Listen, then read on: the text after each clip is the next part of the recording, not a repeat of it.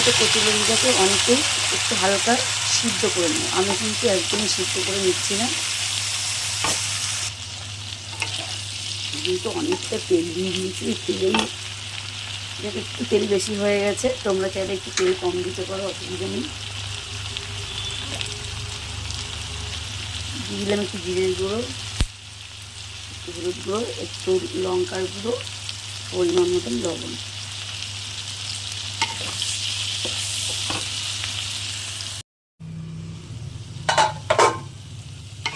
দেখো মশলাগুলোতে কিন্তু আমি হালকা করে একটু ঢাকা দিয়ে কষিয়ে নিয়েছি। এবার দিয়ে দেবো একটু পেঁয়াজ কুচি। পেঁয়াজ কুচিটা কিন্তু যত বেশি দেবো ততই তোমার ভালো লাগবে। তোমরা চাইলে ওটাকে স্কিপ করে যেতে পারো, যদি মনে করো পেঁয়াজটা দেবে না,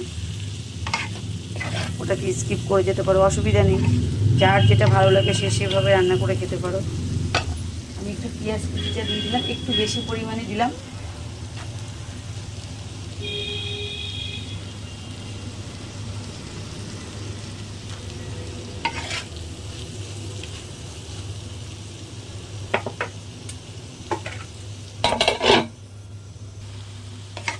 দেখো লতিটা কিন্তু মোটামুটি হয়ে এসছে, আর পেঁয়াজগুলো দেখো সঙ্গে ব্রাউন কালারের হয়ে গেছে, দেখেছ?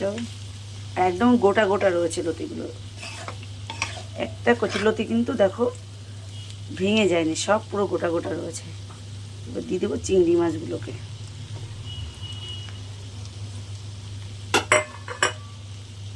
কচুরলতি রেডি হয়ে গেছে। এবার দিয়ে দেবো এর ওপর থেকে একটু চিনি ছড়িয়ে। তোমরা মিষ্টি যারা খেতে চাও তারা দেবে, না হলে এটাকেও স্কিপ করতে পারো। তবে একটু শাকে, কচুরলতিতে, নিরামিষ তরকারিতে একটু মিষ্টি না হলে ভালো লাগে না। আমি এবার মিষ্টিটাকে দিয়ে দিলাম।